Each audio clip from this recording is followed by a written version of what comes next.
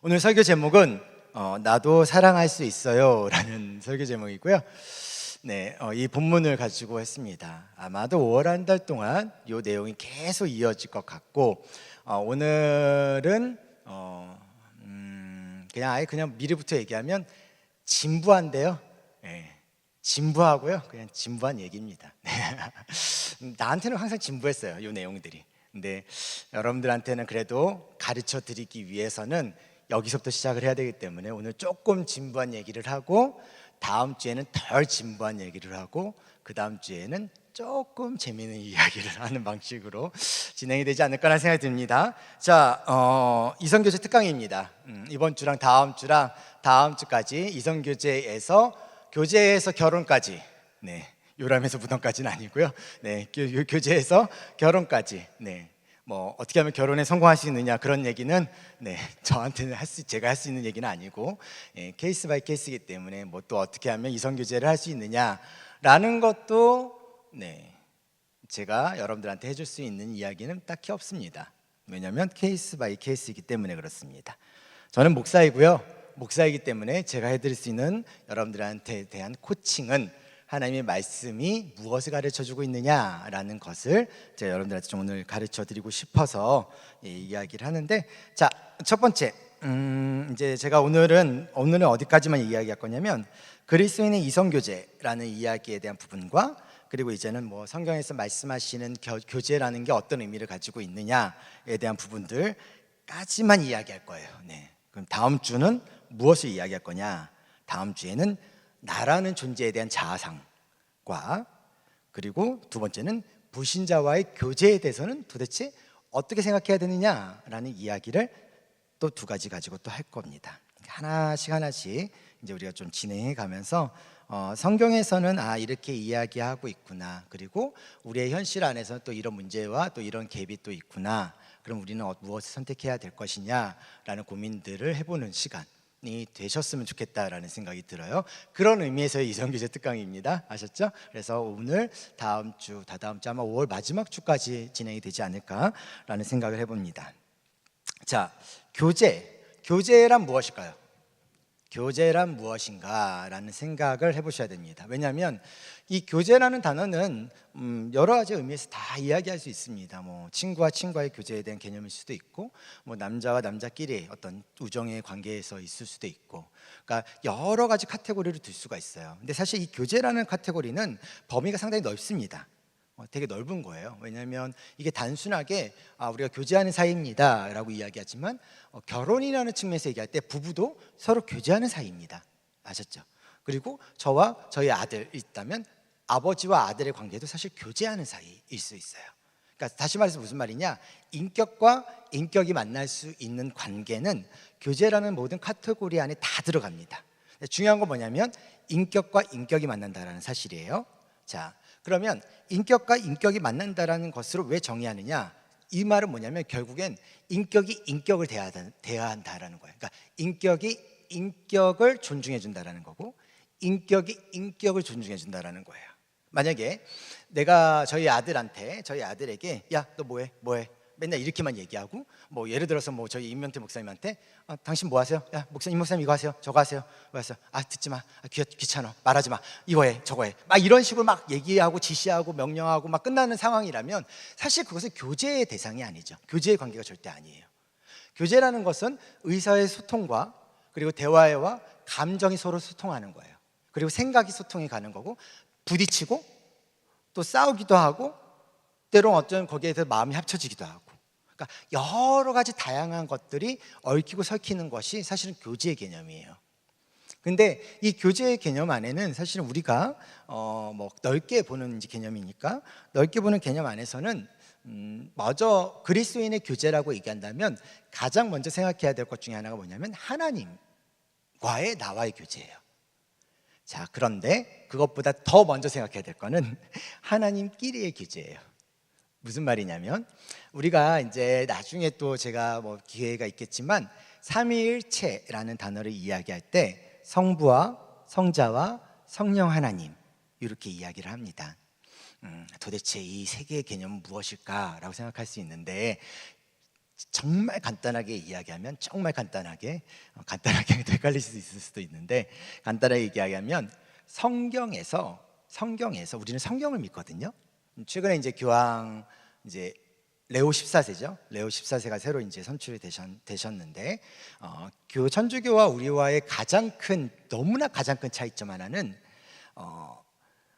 성경의 권위를 우리는 교회 위에 둡니다. 그러니까 성경의 권위를 우리의 모든 신앙과 믿음과 삶의 모든 규범의 가장 위에 둡니다. 그러니까 하나님의 말씀의 직통의 개념으로 성경의 개념과 성경의 계시를 둬요. 근데 천주교는 성경의 계시 위에 뭐가 있냐면은 교황의 권위가 있습니다. 이해하셨죠? 그러니까 교회가 어떻게 결정하느냐에 따라서 성경에 대한 해석권과 성경에서 바라보는 모든 시점은 틀어지거나 달라질 수도 있게 된 거예요. 그들이 이제 외경이나 위경을 가지고 사용할 수밖에 없는 이유도 교황이 가지고 있는 가장 기본적인 그 선택권, 결정권에 의해서 적용이 되어져야 되면 66권 외에 성경이 필요합니다. 우리가 성경 66권 외에 왜 그것이 필요하지 않다라고 생각하냐면 굳이 그렇게까지 필요할 필요가 없다라고도 생각하는 이유는 딱 하나입니다. 그것은 66권만으로도 우리는 성경에서 말하는 것을 충분히 받아들일 수 있다라는 거예요. 그리고 그 외에 더 많으면 피곤해요. 안 피곤하세요? 전 피곤해요. 66권 외에 더 많아지면 피곤합니다. 사실 저는 66권만으로도 좀 감사하다 생각하고 조금 더 줄여주셨으면 좋겠다라는 생각도 해봅니다. 가끔가다 그런 생각도 해봤어요. 옛날에 이제 수련회 안 가는 지체들 있으면 성경이 좀 이렇게 수련회 안 가는 애들 좀 벽에다 못 박아놓고 좀 이렇게 뭐 퇴장을 하든지 좀 했으면 좋겠다, 뭐 그런 생각들, 막 그런 성경이 좀 기록되어 있으면 얼마나 좋을까. 뭐 1년에 뭐 수련회나 부흥회나 뭐 말씀사경이나 뭐 이런 식으로 이렇게 뭐 참석하지 않으면은 뭐 벌을 받는다, 아니면 뭐 이렇게 뭐 이성교제는 무조건 반드시 깨질 것이다, 뭐 이런 말씀이 있으면 얼마나 좋을까. 막 그런 생각을 참 많이 해봤었어요. 근데 여하튼간에 성부와 성자 성령 하나님은 우리가 인정하고 있는 성경의 권위에서 말하는 그 성경에서 성부 하나님을 설명해 주고 있어요. 그리고 성자 예수님을 설명해 주고 있고 성령 하나님을 설명해 주고 있어요. 그러다 보니까 이것을 우리가 성부와 성자와 성령 하나님에 대한 이제 개념을 갖고 이걸 설명하려다 보니, 자, 성경이 이렇게 있는데 성부 하나님이 표현되어 있고 성자 하나님이 표현되어 있고 성령 하나님이 표현되어 있어요. 근데 창세기부터 보면 우리가 우리의 형상에 따라 우리 사람을 만들자라고 말하는 표현처럼, 또 복음서에서 나오는 예수님의 세례 때 표현되어진 표현처럼 복수의 개념, 그러니까 하나님은 어떤 복수의 개념으로 갖고 있는 거죠. 왜냐하면 하나님의 복수의 개념을 갖고 있는 것은 우리가 생각하는 1명, 2명, 3명의 4명에 있어요 복수의 개념이 아니에요. 하나님이라는 존재 자체는 신적 존재죠. 신적 존재라는 것은 영원하다는 표현은 과거와 미래의 모든 것을 포함하고 있는 개념이기도 해요. 그렇기 때문에 이거를 어떤 친구는 그 얘기하던데, 뭐 양자 역학을 뭐 어쩌고 얘기하면서 뭐 하여튼 그걸 뭐 설명하고 뭐 상대성 이론을 가지고 뭐 시간의 뭐 어떤 격차 뭐 그런 얘기를 하던데, 누군가가 한번 풀어줄 수 있었으면 좋겠고, 저도 한 몇 년 전에 한참 전에 막 설명을 들어서 그때는 정말 그렇다고 생각을 했어요. 제자반을 하다가 막 그 얘기를 막 하길래 맞아 그건 맞는 것 같아 막 그 얘기했었는데 다 까먹어서, 혹시나 우리 중에 그런 비슷한 전공을 하고 있는 사람이 있다면 한번 그 무소부지하신 하나님에 대해서, 영원하신 하나님에 대해서 한번 설명해 주셨으면 좋겠다는 생각이 드는데, 여하튼 이 성경에서 표현하는 성부와 성자와 성령 하나님이 성경에서 표현되어지다 보니까 우리 입장에서는 그럼 성부 하나님이 계시고 성자 하나님이 계시고 성령 하나님이 계시다라는 표현을 사용하는 거예요. 그런데 이거를 어떻게 표현하고 있냐면 삼위일체라는 단어를 사용해요. 삼위일체인데, 그럼 위가 뭐냐라는 거와, 자, 일체는 알겠죠? 한 몸이다라는 이야기예요. 그러면 세 위의 개념인데 일체라는 개념이에요. 그러니까 조금 풀어서 얘기하면 한 몸이신데 성경에서 한 분 하나님이 유일하신 하나님이 성경에서 성부 하나님의 모습으로 그 위치에서 하셨던 사역이 있으셨어요. 그리고 성자 하나님이 그 위치에서 하셨던 사역이 있으시고 성령 하나님이 그 위치에서 하셨던, 그래서 위라는 이야기가 위치 위예요. 위, 그러니까 그 위치가 가지고 있는 성격이라는 개념인 거예요. 이렇게 얘기한다면 그럼 성부 하나님은 성부 하나님으로서 무엇인가를 하셨다라는 이야기 있고, 성자 하나님은 성자 하나님으로서 무엇인가를 하셨다는 이야기 있고, 성령 하나님 성령 하나님으로서 무엇인가를 하셨다는 이야기겠죠. 그런데 한 분 하나님이시라는 이야기인데 성경은 그렇게 표현하고 있어. 그럼 도대체 그 위치가 뭐냐? 정말 쉽게 얘기하면 그냥 이 얘기야. 내 구원을 위해서 성부 하나님께서는 구원을 계획하셨고, 성자 하나님께서는, 예수님께서는 그 구원을 실행하셨고 십자가에서 죽으시고 부활하셨다라는 말이에요. 그리고 성령 하나님께서는 그 구원을 성취하신 예수 그리스도의 그 구원의, 그러니까 예수 그리스도를 통해서 성취하신 하나님, 성부 하나님의 구원의 계획이 과거에 그냥 종결된 것으로 끝나는 것이 아니라 지금의 나에게, 지금의 우리에게, 여러분들 지금 이 자리에 앉는 이유는 뭐예요? 예수님은 나의 구주로 믿는 자들이겠죠? 그러니까 그것을 고백할 수 있도록 그런 나에게 그 내용이 어떻게 되는 거예요? 적용이 될 수 있는, 그러니까 어플리케이션이 될 수 있게 도와주는 역할이 누구다? 바로 성령 하나님이다라는 거예요. 그러니까 우리 내 구원을 위해서 누가? 성부와 성자와 성령 하나님께서 일하셨다라고 표현하면 되는 거죠. 그러니까 하나님이 나의 구원을 위해서 일하셨습니다 말하는 말의 의미 안에는, 내포하는 의미 안에는 하나님, 성부 하나님과 성자 하나님과 성령 하나님께서 나의 구원을 위해서 일하셨습니다라고 말할 수 있다라는 거예요. 자, 어쨌든 서론이 좀 너무 길었는데, 이 성부와 성자와 성령 하나님의 삼위 하나님의 이 개념 안에서 서로가 서로에 있어서 대등해요. 동등하다라는 이야기를 해요. 이 신학적 개념 안에서는. 그러니까 뭔가 성부 밑에 성자가 있고, 왜냐면 우리는 아버지와 아들의 개념을 종속관계처럼 생각하니까. 여러분 여전히 종속관계로 생각하죠. 예, 안 그런가요? 예, 동등한 관계예요. 우리는 인격과 인격은. 자, 성부와 성자와 성령 하나님은 각각 동등한 관계예요. 동등하다라는 표현을 사용해요. 그래서 요한 1서를 우리가 쭉 처음부터 쭉 읽다 보면 자꾸 이제 어떤 교제라는 단어가 많이 등장해요. 요한 1서에. 그게 어떤 의미냐면, 어떤 생각을 가지고 쓴 거냐면, 성부와 성자와 성령 하나님은 동등한 위치에서 서로 합력하여 나의 구원을 위해서 일하셨다라고 표현하실 수 있는 거예요. 그럴 때 표현하는 방식이 뭐다? 교제라는 단어예요. 그러니까 이미 성경은 성부와 성자 성령 하나님 한 분 하나님의 그 모습 안에서 참된 교제의 모습이 무엇인지를 가르쳐 주고 있다는 것이 가장 신학적인, 그리고 성경의 신학적인 가장 베이스예요. 가장 베이스. 거기에서 성경은 모든 시선이 뭘로 돼 있냐면 인격 대 인격에 의한 종속관계가 아니라 동등한 관계로서의 개념으로 접근하고 있다라고 보시면 돼요. 그래서 모든 교제, 특별히 그리스도인이 가져야 될 교제의 개념은 나와 상대방은 어떻다? 인격 대 인격의 관계다라는 거죠.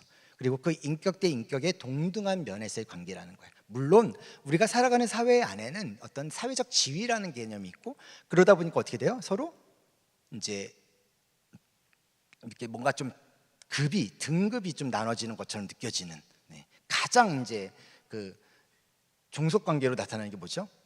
교수와 학생, 뭐 그런 거죠. 뭐 그런 개념들처럼 이렇게 나타나게 되어지는 것도 있어요. 물론 또 나이라는 개념에 있어서 어떤 유교적 개념에서 나타날 수 있는 그런 어떤 종속 관계로 나타나기도 하죠. 하지만 그것은 그런 의미로 접근하시면 안 되고, 우리의 그리스도인이 가져야 될 기본적인 인간 관계의 가장 기본적인 형태는 동등한 인격 대 인격이다라는 것으로 접근하셔야 돼요. 그게 가장 큰 배경이고, 그리고 정말 안 되는 상황인 거죠. 그 상황이 제일 큰 부분이에요. 자, 그렇다면 교제라는 것은 그렇다면, 자, 그러면 이제 이성 관계의 4단계를 조금 얘기해 볼 건데, 자, 이성 관계가 도대체 무슨 말이냐? 이성 교제의 4단계가 어떤 거냐? 첫 번째는 우리가 흔히들 이야기할 수 있는 그냥 우정의 관계예요. 남자와 여자 안에서 충분한 우정은 있죠. 뭐 남사친, 뭐 여사친이라고도 얘기해 줄 수 있고, 뭐 어느 정도 썸은 조금 있는 것 같은데 그 썸을 뛰어넘지는 못하는 뭐 그런 관계도 있을 수도 있어요. 뭐 예전에 박보영이 나왔던 너의 결혼식이라는 영화가 하나 있어요. 보시면 알겠지만 끝끝내 배신하는 나는 끝끝내 될 줄 알았어. 끝끝내 전혀 둘이 만나지 않는, 돌고 돌아서도 만나지 않는 예, 그런 내용. 그러니까 뭔가 이제 이 시대가 그렇다라는 거, 이 타임이 그렇다라는 거. 뭐 윤종신의 너의 교실이라는 노래는 아세요? 찬양이 아니라 노래는 아세요? 네, 모르시죠? 이제 여러분들 세대는. 네, 저 맨날 중학교 때 맨날 노래방에서 불렀던, 네, 결혼도 아닌데 맨날 불렀던 노래인데. 자, 여하튼간에 그런 어떠한 가장 우정의 관계는 가장 기본적인 관계로 보시면 돼요. 그러니까 서로가 서로에 있어서 그냥 같이 교제할 수 있는 기본적인 관계, 그냥 같이 삶을 나눌 수 있고 대화가 되어져 가는 관계들로 보시면 돼요. 그러니까 인격 대 인격이 그냥 만날 수 있었던 관계로 보시면 되는데, 자, 그런데 그런 우정의 관계 안에서 두 번째 단계는 어떻게 되냐면 이제 그저 그런 관계, 조금 더 이제는 특별한 관계, 뭔가 또 꾸준한 관계. 여기에서 흔히들 우리가 얘기하는 남사친, 여사친이라는 단어가 여기에 적용이 되는 거예요. 뭔가 좀 복잡 미묘한 약간의 어떤 이성에 대한 개념이 이성으로서 느껴지는, 근데 그 이성이 뭔가 교제를 넘어가거나 어떤 상대방의 어떤 성적인 호기심까지 넘어가는 그런 이성의 개념보다는 그냥 여자를 여자로서 존재로 인정하고 남자를 남자로서 존재로 인정하는 그 관계, 그게 바로 우리가 흔히들 얘기하는 그저 그런 관계, 특별한 관계, 꾸준한 관계라고 이야기할 수가 있어요. 그러다가 그런 남사친이나 여사친이라는 그 관계 안에서 실제로 어떻게 되냐면 이제 이성적으로 서로 교제하게 되어지는 관계로 넘어가게 되어져요. 그것까지가 이제 요 맥락이고, 그런 이후에 그 다음에 조금 더 무엇인가를 이제 이거는 할 수도 있고 안 할 수도 있어요. 근데 대부분 식은 안 하지만 이 관계는 가지고 있어요. 그게 무엇이냐면 약혼이라는 단어예요. 네. 그러니까 어느 정도 이제 우리가 어느 합의를 본 거예요. 우리는 결혼할 관계다라는 합의를 본 거예요. 그래서 서로 결혼할 관계를 가지고 그 관계라는 관계 안에서 이제 뭐 양가 부모님 만나든 또 만나는 것에 대한 고민을 하든 또 이 사람이 나와 관계에서 정말 결혼할 대상인지에 대해서 탐색하기 시작하는 관계. 그게 바로 약혼의 개념이에요. 물론 약혼식을 한다라는 것은 그런 것을 실제로 하겠다라는, 뭐 이제 저도 목사다 보니까 예를 들면 이런 거죠. 그러니까 세례를 받기 위해서 학습을 하는 학습을 받아야 되는 이런 개념인 거죠. 세례식을 받기 위해서. 그러니까 학습을 받는 과정처럼, 그러니까 결혼이라는 것에 대한 이제 정말 중요한 이제 어떤 깨어지지 않을 그 관계로 넘어가기 위해서 서로 간의 합의를 보는 것들이죠. 그래서 이 약혼이라는 관계 안에서는 참 많은 것들이 이루어져요. 뭐 다 있을 수 있어요. 뭐 예를 들어서 뭐 예식장을 찾는 과정일 수도 있고, 결혼 날짜를 잡는 것일 수도 있고, 양가 부모님을 만나서 설득하는 관계일 수도 있고, 일단 우리 둘이는 합의 봤는데 양가 부모님에 대한 어떤 반대나 그런 어떤 우려들, 그런 것들을 설득해 가는 과정일 수도 있고, 또 아니면 그게 내 삶에서 나의 어떤 주어져 있는 어떤 상황들, 뭐 직장이든 뭐 어떤 취업이든 여러 가지 상황들, 뭐 시험이든 뭐 자격이든 자격증이든 어떤 것이든 간에 그런 것들이 이제 풀어내야 될 어떤 기간, 그러니까 그건 기간이 바로 이 약혼이라는 개념이에요. 근데 이 약혼이라는 거는 이전과는 좀 다른 건 뭐죠? 그냥 이성으로서 내가 교제하는 관계가 아니라 결혼이라는 것을 염두에 둔 상태에서의 인격을 만나는 것은 전혀 다른 관점이다. 아마 결혼 안 하셨구나. 네. 다 결혼한 사람 없네. 그래. 뭐 혜진이 같은 경우는 아마 조금은 알지 않을까 싶어요. 그러니까 그 단계가 조금은 달라질 수 있다는 거죠. 교제하다가 이제는 조금 결혼이라는 것을 생각하고 어떤 시기를 어느 정도 정해가는 과정 안에서 이제 접해가는 과정들은 또 다른 모습이에요. 상대방을 바라보는 시선들이나 인격과 인격을 만나는 것들은 다르다라는 것을 그냥 염두에 두시면 돼요. 그냥 그런 단계. 그러다가 이제 가장 중요한, 성경에서 또 너무나 강조하고 있는 단계가 뭐냐면 결혼이라는 단계예요. 자, 먼저 결혼이라는 것에 대한 성경적 관점만 간단하게 설명해 드릴게요. 자, 결혼이라는 것은 뭐냐면, 결혼에 대한 성경이 왜 결혼을 계속 이야기하느냐, 딱 하나 중에 하나가, 첫 번째가 뭐냐면 인간이 가지고 있는 기본적인, 우리 개인이 가지고 있는 것 중에는 개인적인 어떤 충동이라는 게 있어요. 뭐 성적 충동을 얘기하는 게 아니라 그냥 모든 삶에서의 충동. 나 오늘 그냥 안 씻고 잘래. 뭐 이것부터 시작해서 나 오늘 이렇게 난 너무 바빠 힘들어. 그냥 하루 종일 밥 안 먹을래. 뭐 아니면 난 너무 힘들어 죽겠어. 그냥 오늘 이 시간부터 이 시간까지 난 무조건 먹을 거야. 아니면 그냥 하루 종일 영화 볼 거야. 하루 종일 난 잘 거야. 하여튼 모든 삶에 대한 충동과 관심들, 그게 결혼하면 내 마음대로 안 돼요. 자, 내 마음대로 안 돼요. 자, 무슨 말이냐? 역으로 얘기하면 그 얘기야. 결혼이라는 것은 그런 개인적인 삶에 대한 부분을 통제하고 그다음에 그것을 종속시키는 상황이 바로 결혼이라는 상황이에요. 자, 이제 슬슬 이제 거부감을 가지기 시작할 거예요. 자, 어떻게 보면 내가 살아왔던 삶의 어떤 비전들, 나는 20대, 30대 난 이렇게 하고 40대 이렇게 하고 싶다라는 어떤 생각들. 근데 그게 결혼이라는 것을 통해서 어떻게 보면 종속되어짐으로 인해 타의에 의해서 결정할 수밖에 없는 상황이 될 수도 있고, 환경과 상황, 아이들이 생김으로 인해서 나타나는 어떠한 종속되어지는 내 모습들이 나타날 수도 있어요. 근데 그때 어떻게 보면은 내가 내 기질과 내 성격대로 막 지르기 시작하면 어떻게 될까요? 어떻게 되긴요. 뭐 이혼하는 거예요. 이혼하는 거예요. 결혼이라는 것은 나라는 존재를 억누르게 만드는 장치예요. 그것을 통해서 나라는 존재가 가지고 있는 죄성이 가지고 있는 방향성들, 그러니까 불긋불긋 튀어나올 것 같은 모든 것들을 다시 한번 어떻게 하는 거예요? 고르게 만들어내는 작업이 바로 결혼이라는 과정이에요.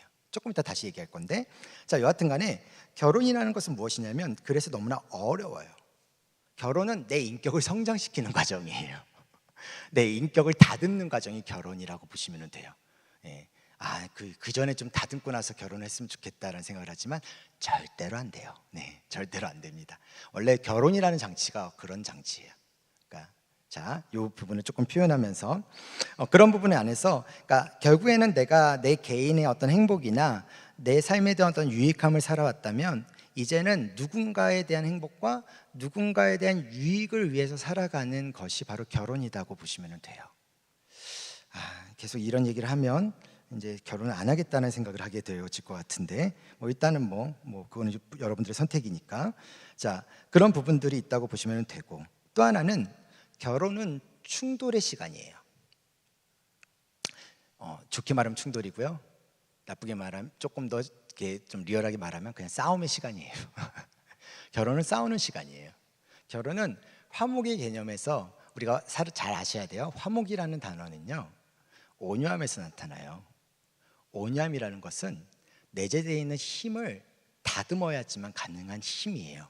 온유라는 단어는 내재되어 있는 야생마 같은 그 어떤 내 안에서의 어떤 기질과 그것들을 다듬어서 누를 수 있는 힘을 길러야 되거든요. 그게 바로 온유라는 단어의 의미예요. 결혼에서 화목이라는 개념은, 특별히 화목의 개념은 그것을 누를 수 있는 힘인 거예요. 관계와 관계가 회복되어진다라는 것. 보세요, 우리 예수님은 어떤 분이셨어요? 자기를 십자가에서 죽고 부활하시는 그 모든 과정을 통해서 사탄의 악한 모든 계획들을 짓누르셨던 분이세요. 그것을 우리는 화목이라는 단어를 사용하거든요, 에베소서에서. 그래서 화목이라는 개념 자체가 마냥 그냥 행복하고 기쁘고의 개념이 아니라 충돌의 시간이다라는 것을 아셔야 돼요. 그리고 그 충돌의 시간들을 통해서 내 안에 있는 인격이 깎여져 나아가는 거죠.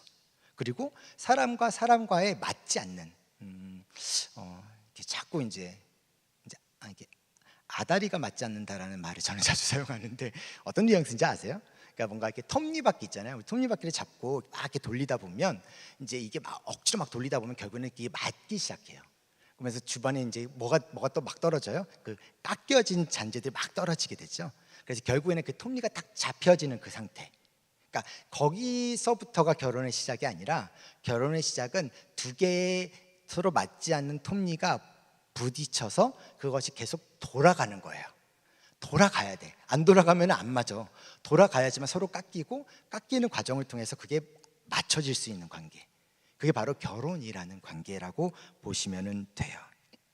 그리고 또한 말씀드릴 수 있는 결혼이라는 개념은, 결혼은 공공선에 대한 개념입니다. 이 공공선이라는 것은 무엇이냐? 상당히 거부감을 가질 수 있겠는데, 결혼이라는 것은요, 인격 발달에 가장 좋고요. 그렇기 때문에 사회에서, 세상 속에서 그런 인격 발달에 형성되어진 사람들이 모여 있으면 어떨까요? 네, 상당히 그 사회는 젠틀하겠죠. 네, 그러니까 그런 인격 발달에 대한 공공선이 있고요. 또 하나는 무엇이냐면 결혼이라는 것은 남자라는 존재와 여자라는 존재에 대해서의 그 관계성이 회복되어질 수 있는 공공선을 가지고 있어요. 역으로 얘기하면 이 얘기예요. 지금 우리에서의 동성애나 그런 것들의 이슈가 되고 문제가 될 수 있는 이유 중에 하나는 그런 공공선이 제대로 연결되어져 있지 않으니 그것을 거기에서 찾지 않는 만족감, 또 거기에서 찾지 않는 어떤 내 안에서의 행복들을 다른 영역에서 찾기 시작하게 되어지는 것이 바로 하나님의 그 섭리 안에서 나타나서 벗어나게 되어지는 죄의 개념이라고 보시면 돼요. 여하튼 그런 공공선이 있고요. 또 이 공공선에 또 뭐가 있냐면 자녀에 대한 이야기예요. 그러니까 아이가 남자와 여자가 만나서 생명이 태어난다라는 것은 성경이 가르치고 있는 기본적인 공공선에 대한 개념이에요. 자, 그런데 지금의 시대는 그럼 어떠냐? 지금의 시대는 많은 사람들이 싱글로 살아가는 경우가 상당히 많고, 그 다음에 그냥 혼자 사는 것이 참 좋은, 뭐 나 혼자 산다 즐기는 것처럼 그렇게 좋은 그런 관계들로 보여져요. 아마 여러분들 중에서 보시는 분들도 있을 수도 있을 것 같은데, 한참 됐죠. 거의 10년이 넘었던 것 같은데, 뭐 연애 뭐 이제 서로 만나서 하는 뭐 그는 뭐 옛날에는 그 남자 여자 그 여자였는데 뭐 지금 뭐 이제 여러 다양한 지상파와 뭐 공중파나 하여튼 뭐든 방송이든지 간에 남자 여자 매칭하는 어떤 개념들, 그리고 이제는 이제 이혼하셨던 또 돌싱들에 대한 또 관계들, 심지어는 요새 웨이브에는 여자들만 나와가지고 여자들끼리의 어떤 동성애적인 우정의 관계들, 이제 그런 것들까지도 이제 매칭하고 하는 부분들로 지금 뭐 계속해서 퍼져가고 있어요. 자, 그런 것들이 왜 퍼져가느냐 했을 때 너무 이게 광의적인 내용이기 때문에 제가 다 다룰 수는 없고 간단하게 이것만 이야기를 하고 싶어요. 제가 여기서 공공선이라는 단어를 사용했어요. 용어로. 무슨 말이냐면 우리 아까도 찬양했지만, 그리고 교회라는 공동체 안에서는 항상 뭘 얘기하냐면 우리라는 단어를 사용해요. 우리라는 단어. 그리고 함께라는 단어. 무슨 말인지 이해되죠? 그러니까 이게 교회 안에서 나타날 수 있는 단어예요. 왜냐하면 성경은 언제나 홀로 있는 것에 대해서 좋게 보지 않으세요. 독처하는 것이 좋게 보지 않았던 하나님의 시선처럼 성경은 하나로 되어져 있는 것을 좋게 보지 않아요. 언제나 둘, 셋 이런 식의 형태로 어떤 우리와 함께라는 복수의 개념을 좋게 보고 있어요. 그러다 보니까 우리는 기독교 안에 있는 문화 안에 있는 사람들의 대부분은 우리라는 단어와 함께라는 단어를 많이 사용해요. 그리고 과거에는 그런 단어적 개념이 컸어요. 그래서 뭐 이데올로기적인 개념에서 뭐 공산주의든 민주주의든 아니면 뭐 보수든 진보든 뭐 여러 가지 상황들이든 간에 다 우리의 개념으로 집단화시켰던 개념이 커요.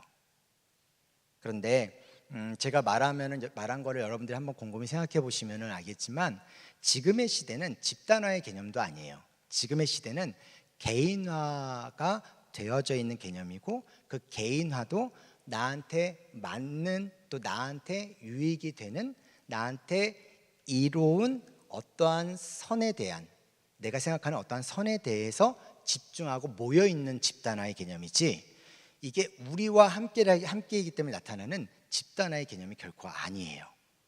그러니까 지극히 개인화되어져 있다라는 거죠. 왜 싱글들이 많아질 수 있느냐? 이 시대상을 우리가 분석하고 볼 때 가장 중요한 포스트 모더니즘의 가장 큰 형상 중에 하나는 개인화되어져 간다라는 거예요. 그리고 그래서 이 개인화는 이제 우리라는 개념이 굳이 필요 없는 거야. 왜냐하면 내가 저 여자를 만나고 내가 저 남자를 만나는 것은 저 여자와 저 남자를 만남으로 인해서 내 재산을 증식시키든지, 무슨 말인지 이해되죠? 아니면 내가 필요한 무엇인가를 채워주는 관계로서 이성을 바라보게 되어지는 거죠. 그러다가 굳이 그게 필요 없으면 안 만나는 거예요. 그리고 그게 없어도 나는 나 나름대로 내가 갖고 있는 것을 뭐 재산도 내가 뭐 나름대로 그냥 돈을 벌고 나름대로 내가 그것을 만족하며 살아갈 수 있다라고 생각한다면 딱 거기에 이제 내 스스로를 이제 정리하는 거죠. 왜 굳이 내가 다른 사람을 위해서 나의 갖고 있는 내 안에 있는 충동들을 굳이 억압하고 짓누름으로 인해, 그리고 내가 하고 싶어하는 모든 것들을 제한함으로 인해 내가 갖고 있는, 예를 들어서 뭐 1,000만 원이라는 갖고 있는 뭐 금액을 내가 또다시 누군가에 대해서 쓰지 않겠다라고 생각하는 것에 대한 생각들이나, 그러니까 그래서 지금은 각자 돈을 벌고 있는 사람들이 대부분은 돈을 합치지 않아요. 기본적으로 대부분이 돈을 나눠서 갖고 있어요. 그리고 아마 여러분들 주위에 알고 있는 선배들이나 뭐 오빠들이 뭐 교회 다니는 사람들 비슷해 다. 그러니까 그렇게 해서 그냥 어떻게 뭐 갖고 있어요. 왜? 어떻게 될지 모르거든. 부동산 개념도 사실 동일해요. 호적이든 뭐든 뭐 차량부터 시작해서 집부터 시작해서 그거 공동으로 안 둬요. 대부분 다 그렇게 그런 식으로 살아요. 지금의 세대 자체가 그렇기 때문에 그래요. 자, 그렇다면 그런 어떠한 개인적으로 갖고 있는 나라는 존재에 대해서 집중하고 있다 보니까 우리라는 개념은 나한테 너무나 피해가 되는 대상이 돼버리는 거예요. 피해가 되는 대상이. 근데 교회 안에 머무는 대부분의 많은 사람들은 그런 생각을 사실 안 가져요. 왜냐하면 항상 들었거든요. 우리 함께 서로 돕고 내 것을 희생하면서 누군가를 섬기고 헌신하고, 이 개념들이 우리한테 있는데, 중요한 건 뭐냐면 믿지 않는 사람들이 대부분은 그런 시대 안에 살아오고 있고 그런 이야기를 들어온 적이 없다 보니 이제 그 고정관념 안에서의 그 개념 안에서 정리가 되어진 상태인 환경이 돼버린 거예요. 그래서 뭐 우리가 성도님들 제가 이렇게 만나고 이렇게 하다 보면 느끼지만, 뭐 믿지 않는 이제 자녀들이 있는 분들이 갖고 있는 가장 큰 고민은 결혼조차도 하지 않는, 그리고 결혼할 생각이 없는. 왜냐하면 기독교적인 기본적인 가치관을 가지고 있지 않으니 어때요? 나라는 존재에 대한 생존, 나라는 존재에 대한 삶의 유익, 삶의 방식, 딱 거기에만 집중하고 있다라는 거예요. 그런 상태에 지금의 시대의 변화가 나타나고 있는데, 그럼에도 불구하고 성경은 여전히 우리를 주장하고 있어요. 그리고 성경은 여전히 함께를 주장하고 있어요. 그러다 보니까 세상과 교회가 어떻게 보면은 어떻게 돼요? 좀 더 멀어지는 것 같은 느낌이 드는 것이 아마 여러분들이 경험하게 되어지는 부분일 거예요. 자, 그럼 현실적으로 결혼이라는 것에는 낭만이 없느냐? 네, 결혼이라는 것에는 사실 낭만이 없어요. 네. 나와 딱 맞는 사람이 있을까? 아니요, 없어요. 여러분들이 정말 맞는 사람이 있을까요? 아니요, 없어요. 여러분들에게 정말 맞는 사람은 어떤 사람인 줄 아세요? 여러분들이 나의 유익을 위해서 누군가를 선택하면 맞을 수 있어요. 근데 상대방의 어떠함을 위해 내 자신을 희생하겠다라는 정확한 성경적 관점을 가지고 있으면 안 맞아요. 그게 바로 결혼이 가지고 있는 묘미예요. 다름이라는 묘미예요. 다름이라는. 그 다름이라는 그 묘미를 가지고 우리가 살아가야 되는 것들이 필요하지만 지금의 시대와 상황들은 그렇지 않다라는 정도까지만 일단은 얘기하고, 더 구체적인 것들은 다음에 이야기하도록 할 텐데, 자, 이러한 관계와 교제에 대한 부분들에 있어서 우리가 필요한 부분들이 뭐가 있느냐면 바로 성경에 대한 가장 기본적인 방식을 가지고 가는 것은 기독교인에게서는 중요할 수밖에 없다. 뭐 제가 목사니까 그 말밖에 못해요. 네. 그리고 그게 맞는 거고 저는 그렇게 생각을 하고. 자, 그러면 아까 읽었었던 본문을 좀 보도록 할 텐데, 어디냐면 고린도후서 한번 5장 9절을 한번 펴보시겠어요? 아니, 펴보신 게 아니라 한번 띄워주세요. 자막. 고린도후서 5장 9절. 네. 그런즉 우리는 몸으로 있든지 떠나 있든지 주를 기쁘시게 하는 자가 되기를 힘쓰노라. 무슨 말이에요? 내가 살아가는 삶의 존재성은 어디에 있냐면 주님을 기쁘시게 하는 자가 있는 거예요. 그러니까 그렇다면 나는 혼자 있든지 간에 아니면 뭐예요? 함께 있든지 간에 나의 삶의 목표는 주를 기쁘시게 하는 자다라는 것에 대한 기본적인 방식을 가지고 접근할 수 있다는 거죠. 자, 그렇다면 두 번째, 성경에서 말씀하신 교제론에 대해서 이야기할 때 창세기에서 교제에 대해서 뭐라고 얘기하느냐? 자, 첫 번째, 사람의 독처하는 모습에 대해서 성경이 뭐라고 표현하냐면 창세기 2장 18절, 여호와 하나님이 이르시되 사람이 혼자 사는 것이 좋지 아니하니 내가 그를 위하여 돕는 배필을 지으리라 되어 있습니다. 그러니까 사람이 독처하는 것에 대해서 성경은 유일하게 지금 항상 보시기에 좋았더라 얘기하는데, 이 부분에 있어서만큼은 성경은 보시기에 좋지 않는 시선으로 보여진다는 것이죠. 아까도 말씀드렸지만 교회가 가지고 있는 기본적인 성경적 관점에서 나타날 수 있는 것은 우리와 함께라는 개념을 가지고 있다고 생각하시면 돼요. 자, 그렇기 때문에 하나님께서는 이제 독처하는 것이 좋지 않아서 그에게 돕는 배필을 주시겠다고 말씀하셨어요. 창세기 2장 22절에 보면 띄워주세요. 여호와 하나님이 아담에게서 취한 그 갈빗대로 여자를 만드시고 그를 아담에게로 이끌어 오시니 라고 되어져 있습니다. 자, 여기에서 표현하고 있는 것은 뭐예요? 그렇게 생각할 수 있죠. 남자에게서부터 여자가 낫구나라고 표현하는 거죠. 네. 이것을 생각한다면 여러분들은 어떻게 머릿속에 생각하셔야 되냐면 성부로부터 성자가 낫다라고 표현하시면 돼요. 근데 실제로 우리의 신학권 기본적으로 그거는 그 개념이 아니거든요. 자, 여기에서 말하는 갈빗대라는 단어는 유일하게 여기에서만 갈빗대라는 표현을 사용해요.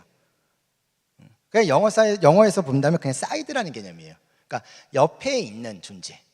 그러니까 옆에 있는 존재로서 창조하였다라고 표현하는 거지, 내 갈빗대를 막 떼가지고 막 이렇게 하는. 그래서 막 옛날에 막 이거 설교 들었을 때, 그래서 남자의 뭐 갈빗대는 몇 개였지? 뭐 10개고 여자의 갈빗대가 남자보다 갈빗대가 하나 더 많고 막 이런 식의 설교를 들었던 적이 있었던 것 같아요, 제 기억으로는.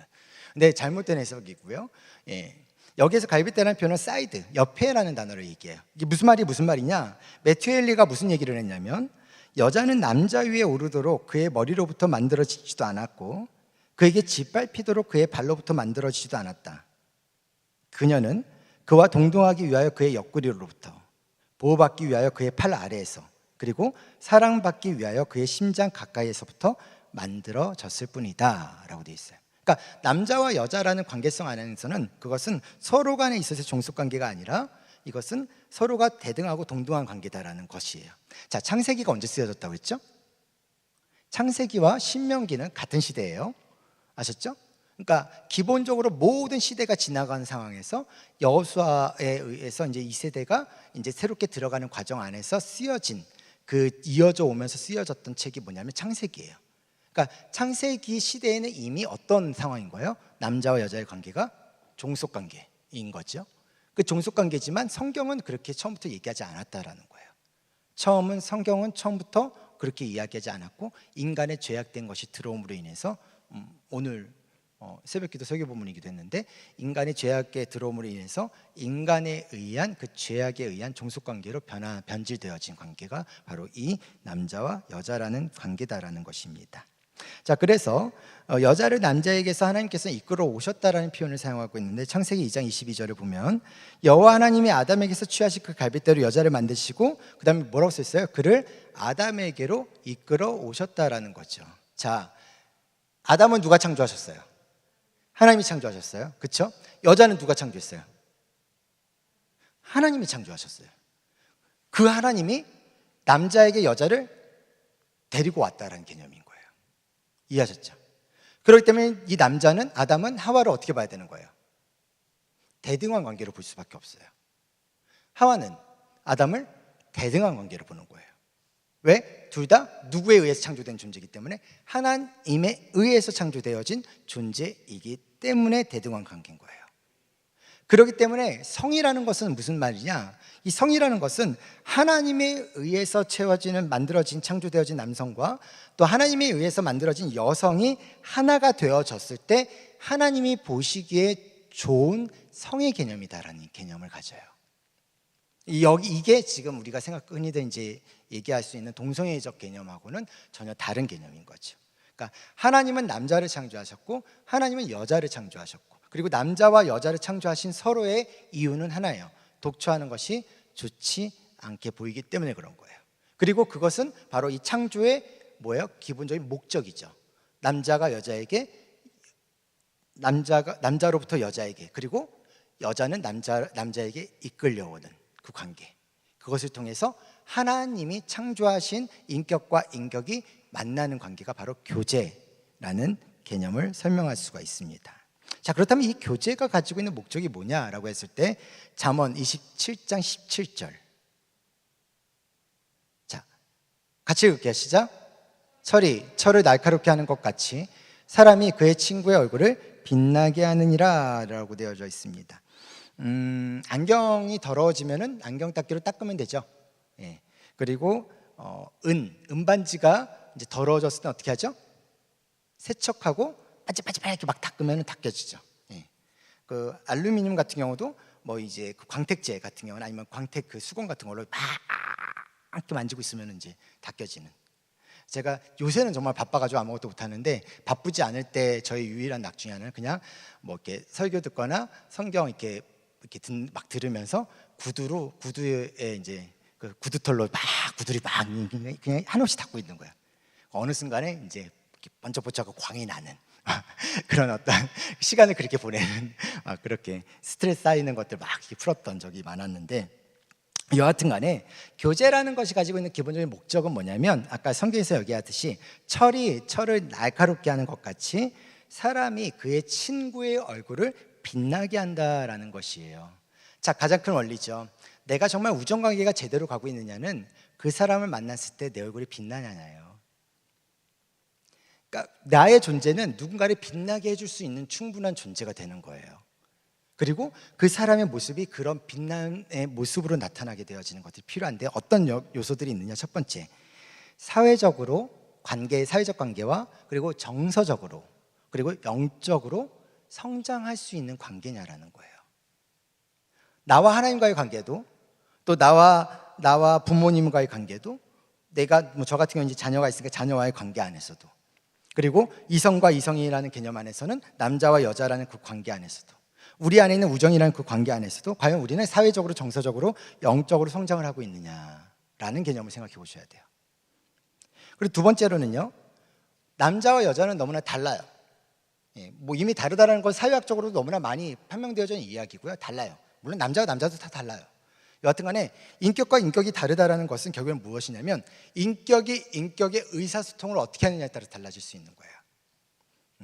예를 들어서 그런 거예요. 만약에 내가 어떤 아버지와의 관계, 어머니와의 관계, 이런 관계들이 어떤 뒤틀려진 관계가 어떤 부분이 있다고 치면, 결국에는 나는 의사소통의 방식이 내가 여자를 만나든 내가 남자를 만나든 그 뒤틀려진 방식 안에서부터 시작을 해요. 왜냐하면 나는 그렇게 배웠기 때문에 그런 거예요. 근데 우리의 모든 삶은 그 모든 것들을 어떻게 하는 거예요? 수정시키는 관계인 거예요. 그렇게 해서 그 관계들을 통해서 그런 뒤틀려졌던 것들, 또 잘못되어졌던 것들, 그런 것들이 어떻게 돼요? 하나씩 맞춰져 가는 관계로 가는 것이 바로 교제의 개념인 거예요. 자, 그리고 또 하나 뭐가 있냐면, 사랑하고 사랑받을 필요를 충족시키는 데 도움을 주기 위한다라는 거예요. 이성과 이성에 대한 가장 것은 완전체의 개념, 하나라는 개념을 사용하는데, 이 하나의 개념은 뭐냐면 만족감에 대한 개념을 생각하시면 돼요. 그래서 내가 누군가로부터 사랑을 받는 존재구나 라는 것과 내가 누군가로부터 사랑을 줄 수 있는 존재구나 라는 것에 대한 만족감을 누리는 관계가 중요해요. 그런데 잘 안 될 확률이 높고, 그리고 그것을 경험하려면 몇 번 만나고 헤어지고 하는 거를 조금 경험하시면 아마 이제 주님이 어느 순간에 나타나서, 그래, 아무도 너를 채워줄 수가 없지, 내가 채워줄게 라면서 이렇게 다가와주는 그 순간이 또 있거든요. 그러면 그때부터 또다시 이제 관계를 시작할 수 있는 힘이 생겨요. 여하튼 간에 그래요. 어쨌든 간에 그러한 모습들 안에서 나타날 수 있는 관계고, 마지막 또 네 번째, 즐거운 시간을 보내고 긴장을 풀고 휴식한다라는 표현을 사용하기도 해요. 그러니까 어떤 내가 편안함을 누릴 수 있는 관계들, 그러니까 상대방에게 무엇인가를 자꾸 해야 되는 관계라면 그건 좋은 관계 아니에요. 우정도 그렇고 우리 공동체도 그런 거예요.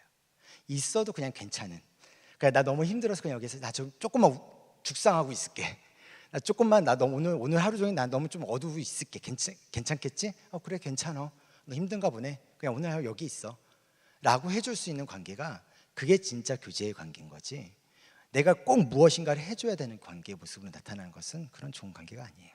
마지막으로, 이성적 배우자상을 구상해서 결혼 상대자가 될 가능성 있는 사람과 접할 수 있기 위해서 교제를 하는 거예요.